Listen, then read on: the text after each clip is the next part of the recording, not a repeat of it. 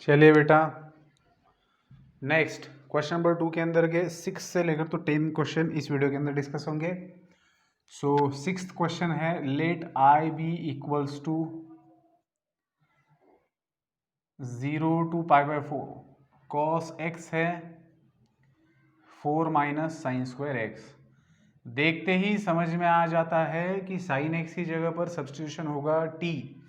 ठीक है, so put sine X is equals to T, differentiate करेंगे with respect to X, so मिलेगा cos X into D X is equals to D T.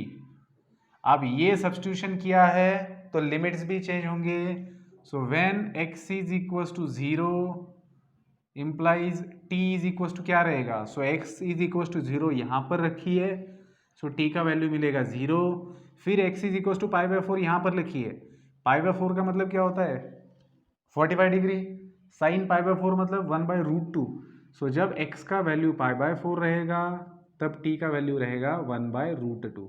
सो देखिए limits change होके बन गए हैं 0 से लेकर तो 1/√2 आफ्टर सब्स्टिट्यूशन। ठीक है, सो देयरफॉर आपका इंटीग्रल बन जाएगा 0 से लेकर तो 1/√2 cos x dx बन जाएगा बेटा dt, और डिनोमिनेटर में आपके पास बचेगा 4 माइनस टी स्क्वायर। सो 4 को लिखेंगे 1/4 को लिखेंगे 2 square minus T square D T. So ये बन गया a square minus x square. So a square minus x square के लिए क्या फॉर्मूला है हमारे पास 1/2a, 1/2 टाइम्स ए का मतलब 2, 1/2a and log of A plus x, A square minus x square है। सो ए प्लस एक्स मतलब 2 plus T divided by A minus x मतलब 2 माइनस टी, और बाहर आएगा लिमिट दैट इज 1/√2 एंड 0। सो ये 1/4 जो है ये तो कांस्टेंट है, इसको बाहर लेंगे और ब्रैकेट के अंदर क्या बचेगा लॉग ऑफ, देखिए 2 प्लस टी 1/√2 यहाँ पर रख देते हैं। सो 2 plus 1/√2 divided by 2 minus 1/√2, upper limit रख दिया। अब माइनस करेंगे और लोअर लिमिट रखेंगे। सो टी की जगह 0 रखेंगे तो लॉग ऑफ 2/2 बचेगा। सो 2/2 मतलब 1, सो log 1 का वैल्यू तो 0 आता है तो ये तो कैंसिल हो ही जाएगा। सो बचा क्या फाइनली, यहाँ पर भी क्रॉस मल्टीप्लीकेशन कर देते हैं। सो फाइनल आंसर आपको मिलेगा 1/4 बाहर, log ऑफ क्रॉस मल्टीप्लीकेशन करेंगे तो 2√2 + 1 divided by 2√2 - 1 and √2 will get cancel. ये √2 क्रॉस मल्टीप्लाई होगा, सो 2√2 + 1 डिवाइडेड बाई 2√2 - 1 और √2 कैंसिल हो जाएगा। सो इस तरीके से आप ये फाइनल आंसर लिख सकते हो, मतलब यही फाइनल आंसर रहेगा। ठीक है, so this is the solution of question number 6। आगे बढ़ेंगे क्वेश्चन नंबर 7 की तरफ, इसको पॉज करके आप लोग लिख सकते हो।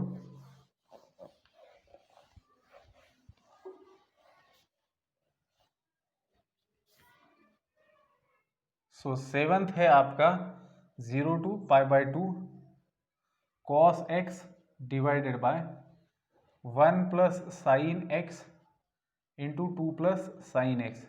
देखो ये तो देखते ही समा बन जाता है यहाँ पर कि साइन एक्स की जगह पर टी रख दो भैया, काम हो जाएगा। Put sine X is equals to T, so differentiating with respect to X, so cos X into D x बन जाएगा डी टी। ठीक है, और इसके अकॉर्डिंग लिमिट्स में क्या चेंजेस होंगे, so when X is equals to 0 implies T का वैल्यू क्या मिलेगा, एक्स का वैल्यू 0 रखिए टी का वैल्यू भी 0 मिलेगा, और x का वैल्यू π/2 रखिए इम्प्लाइज टी का वैल्यू 1 मिलेगा। कैसे, x का वैल्यू π/2 यहाँ पर रखिए, साइन π/2 का वैल्यू 1 है, मतलब जब x π/2 रहेगा तब t का वैल्यू 1 रहेगा। सो सब्स्टिट्यूशन के अकॉर्डिंग लिमिट्स में भी चेंजेस हमारे हाथ में है। सो देयरफॉर इंटीग्रल कैसे दिखेगा, i will be equals to 0 से लेकर तो 1 तक cos x dx बन गया dt एंड 1 बाय आपके पास मिलेगा 1 plus T and 2 plus T. So इसको आप बहुत सिंपल तरीके से सॉल्व कर सकते हो, दैट इज बाय एडजस्टमेंट। ऊपर के 1 को आप लिख सकते हो 2 plus T minus T plus 1, ये जो 1 प्लस टी है उसी को मैंने टी प्लस 1 लिखा है। सो इसमें से इसको सब्ट्रैक्ट कीजिए, टी कैंसिल हो जाएगा, 2 - 1 1 बचेगा, और डिनोमिनेटर में आपके पास रहेगा 1 plus T 2 plus T and D T. आप डिनोमिनेटर को सेपरेट कीजिए, एक कैंसिल हो जाएगा, जो बचेगा उसका इंटीग्रेशन आएगा log of mod 1 plus T वगैरह, फिर सब्स्टिट्यूशन कर देना, आंसर मिल जाएगा। ठीक है, अब इतना तो आना चाहिए आप लोगों को। सो ये था क्वेश्चन नंबर 7 का सॉल्यूशन। आप पॉज करके लिख लेना, आगे बढ़ेंगे क्वेश्चन नंबर 8 की तरफ। Question number 8। सो 8th में -1 से लेकर तो 1 तक हमारे लिमिट्स है और फंक्शन है 1/a² into e⁻x plus b² into e⁻x dx।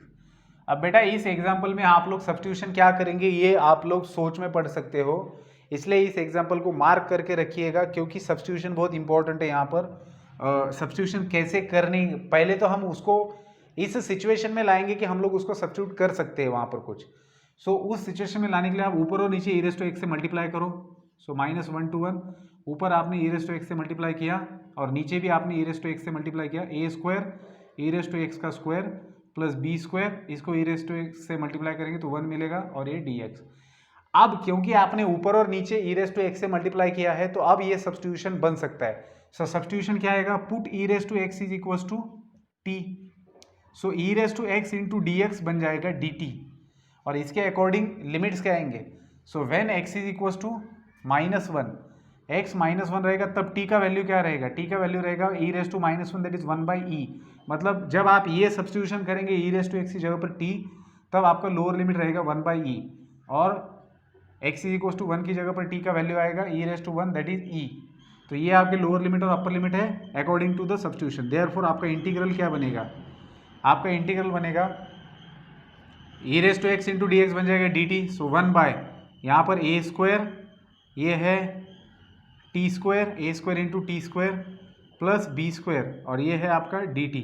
ठीक है, सो आप इसको थोड़ा सा अच्छे से लिख सकते हो ताकि आप लोगों को समझ में आए। at का होल स्क्वायर लिख सकते हो प्लस b² dt।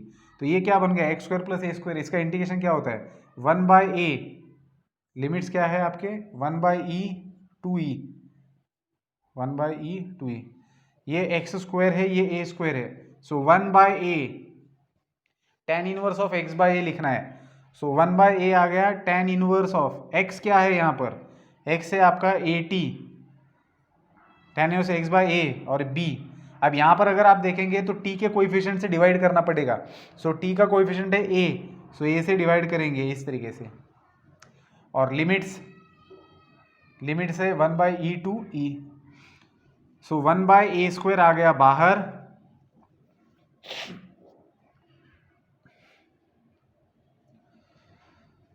और अंदर e का वैल्यू सब्स्टिट्यूट करेंगे तो tan इनवर्स ऑफ t की जगह e का वैल्यू रखा तो ae/b minus tan inverse of t की जगह पर वैल्यू रखा तो a/be।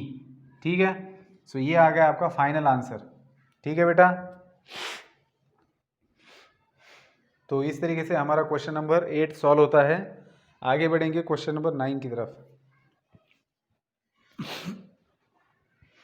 चलिए क्वेश्चन नंबर 9।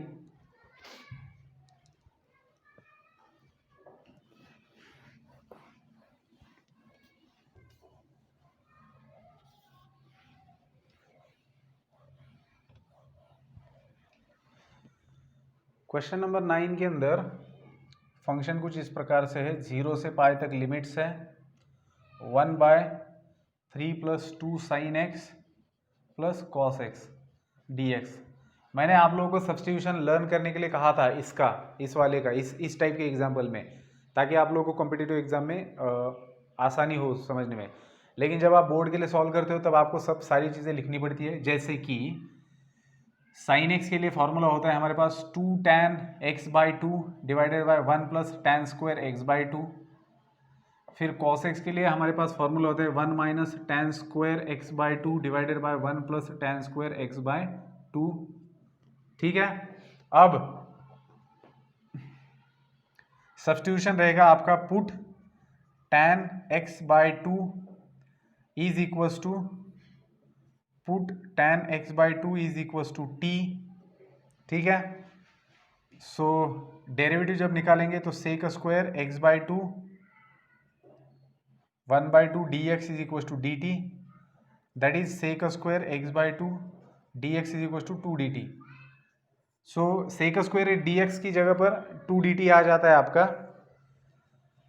और sin x की जगह पर आ जाता है 2t/1 + t²। cos x की जगह पर आएगा 1 - t² / 1 + t²। ठीक है।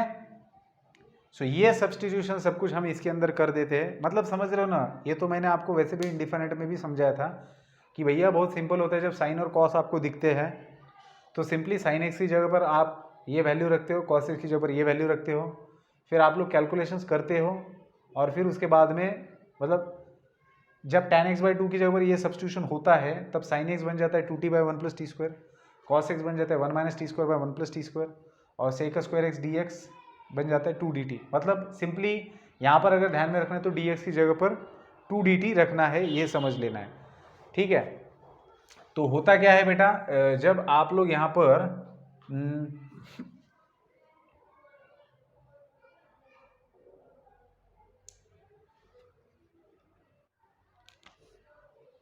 ये सब्स्टिट्यूशन करते हो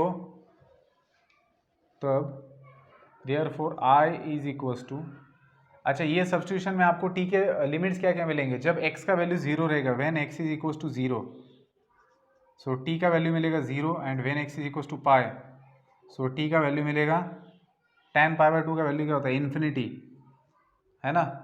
सो इन्फिनिटी, सो लिमिट्स जाएंगे 0 से इन्फिनिटी तक और ये dx तो बन गया है 2dt और डिवाइडेड बाय है आपके पास 3 टाइम्स 1 प्लस टी स्क्वायर, मैं डायरेक्टली कर रहा हूँ अभी क्योंकि आप लोगों को पता है कैसे सॉल्व करना होता है, प्लस 2 टाइम्स ये 2 टाइम्स साइन एक्स की जगह पर आएगा 2t क्योंकि 1 प्लस टी स्क्वायर का मैंने काम कर दिया है और कॉस एक्स की जगह पर आएगा 1 माइनस टी स्क्वायर, ठीक है। अब इसको सॉल्व करना है आप लोगों को, सो 0 से इन्फिनिटी तक जाएगा 2 टाइम्स dt डिवाइडेड बाय ये 3 plus 3t square plus 4t plus 1 minus T square, so ये 4t 3t square minus T square बन जाएगा 2t स्क्वायर, ठीक है। सो फाइनली आपका इंटीग्रेशन कुछ इस तरीके से दिखेगा, 2 बाहर ले लो लगे तो 1 by 3t square minus T square बन जाएगा 2t square 4t plus 4t and plus 4, ठीक है। सो कुछ इस प्रकार ये दिखेगा आपको, आप चाहो तो 2 को कॉमन लेके इसके साथ में हटा सकते हो। सो फाइनल इंटीग्रेशन आपका ऐसे दिखेगा T square plus 2t plus 2। अब आप लोग इसको परफेक्ट स्क्वायर की मेथड से सॉल्व करो, वैल्यूज रख दो और कैलकुलेशन कर दो, ठीक है। इसके बाद में 10th वाला आएगा,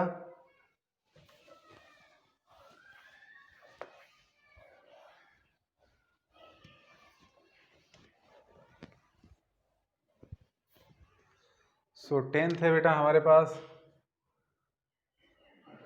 0 से लेकर तो पाई बाय 4 तक लिमिट्स है और ये sec raise to 4x dx है। अब इसको सब्स्टिट्यूशन के पहले तो फॉर्म में मतलब लाना पड़ेगा कि सब्स्टिट्यूशन किसकी जगह पर करना है, क्या करना है, ये समझ में आने के लिए। सो सेक रेस टू 4x को आप लोग लिख सकते हो sec square X into sec square X, ठीक है, और ये dx, so 0 to pi by 4 sec square X into इसको आप लिख सकते हो 1 plus tan square x D X. एक सेक स्क्वायर एक्स को ऐसी रखिए, दूसरे सेक स्क्वायर एक्स को लिखेंगे 1 plus tan square theta sec square theta. अब आप लोग सब्स्टिट्यूशन कर सकते हो, put tan x is equal to T, so sec square x D x बन जाएगा dt। सो व्हेन आपका x रहेगा 0, व्हेन x 0 रहेगा तब t क्या रहेगा 0 and when x will be pi by 4 at that time t का value रहेगा 1। सो लिमिट्स चेंज हो जाएंगे 0 से 1 तक, sec square x D x बन जाएगा dt और ये बन जाएगा 1 plus T square dt। So बहुत ही सिंपल इंटीग्रेशन है, सॉल्व करो और वैल्यूज रख दो, ठीक है बेटा। तो यहाँ पर ख़त्म होते हैं हमारे क्वेश्चन नंबर 10 तक। अब बचे हुए 5 क्वेश्चन फिर से नेक्स्ट वीडियो के अंदर डिस्कस करेंगे।